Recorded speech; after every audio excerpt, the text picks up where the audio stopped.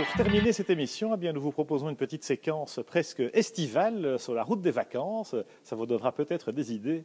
Direction les Grandes Canaries, l'île de Grande Canaria, où se déroulait un rallye historique il y a peu. Et ce qu'on vous propose, eh bien, c'est de vous mettre à la place d'un concurrent amateur qui souhaite préparer un rallye de ce genre. Comment s'y prend-on? Ici, nous sommes dans un atelier d'époque. Eh bien, voyez plutôt comment on fait aujourd'hui.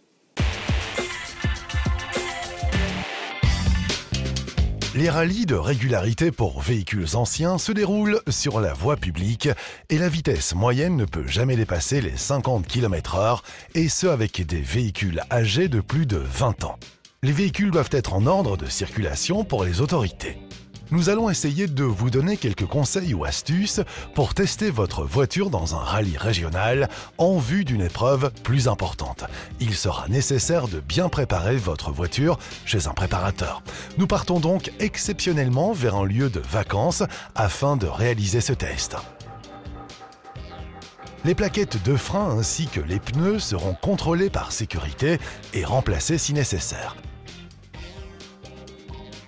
Avant de partir, la première chose à faire est de regarder les différents niveaux d'huile. C'est aussi préserver votre moteur par une bonne vidange en utilisant une huile de qualité. Maintenant, on va rajouter l'huile de compétition. C'est une huile spécifique pour les moteurs de compète. Donc c'est une huile anti-friction qui donne moins de frottement dans les moteurs.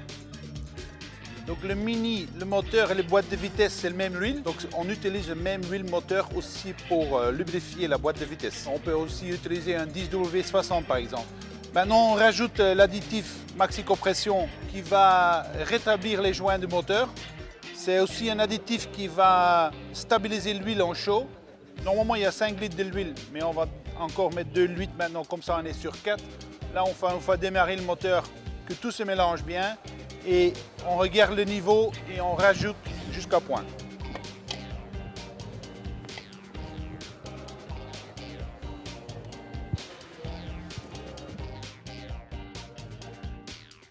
Dans les voitures anciennes, les soupapes ne sont pas adaptées pour une essence sans plomb. Donc il faut rajouter un additif en place du plomb. C'est très important parce que ça lubrifie les soupapes du moteur, sinon ils vont brûler. Une fois inscrit, vous serez convoqué par l'organisateur pour le contrôle technique et contrôle des documents, souvent le matin même du rallye. Il faut calibrer son Trickmaster, car l'organisateur a peut-être utilisé un modèle qui tire un peu long ou un peu court. D'habitude, l'organisateur mentionne un secteur de route à parcourir.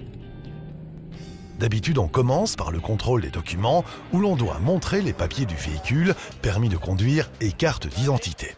On y reçoit une enveloppe contenant l'horaire des départs. Il vous restera à donner un dernier petit coup de nettoyage sur la carrosserie, pare-brise et jantes, photo oblige. C'est un produit pour nettoyer le carreau. Tu mets là-dessus, fais agir quelques minutes.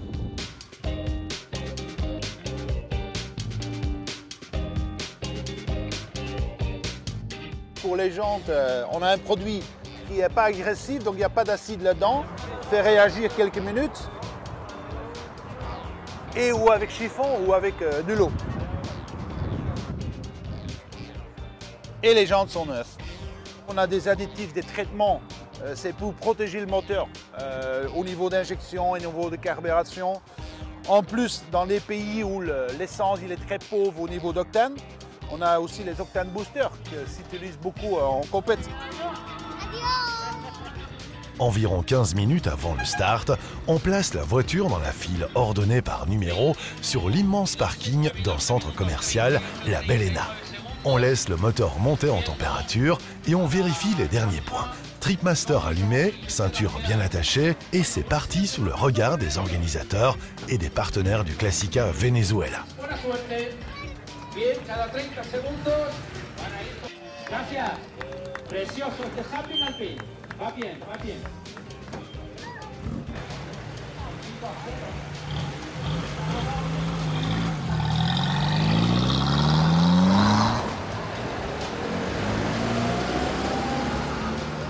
Petite incursion dans un endroit ensoleillé. Gran Canaria est située dans l'océan Atlantique, au large des côtes africaines, et fait partie des îles Canaries, dont elle est l'île la plus centrale. De forme circulaire, l'île culmine au Pozo de las Nieves, qui s'élève à 1949 mètres d'altitude.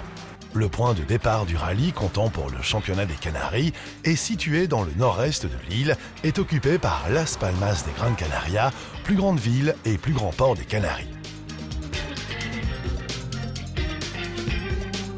L'épreuve se déroule en 2 jours et fera un parcours de plus de 260 km dans le centre de l'île, dont 73% de régularité.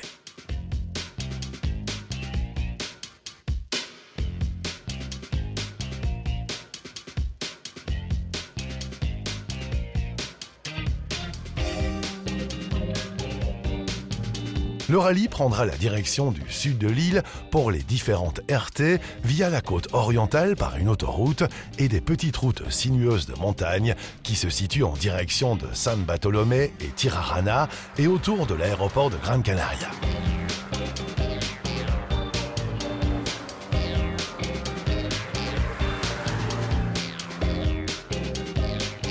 Au terme des 2 jours de rallye, l'épreuve de Gran Canaria est remportée par l'équipe Roberto Garcia et Tania Garcia sur leur petit Honda Civic 1,2 litre de 1978. La Saab 99 de Nicolas Sanchez et l'Alfa Romeo GTV de Manuel Hernandez complètent le podium. C'est cela le rallye de régularité. Il n'est pas toujours nécessaire de piloter une voiture puissante pour gagner une épreuve.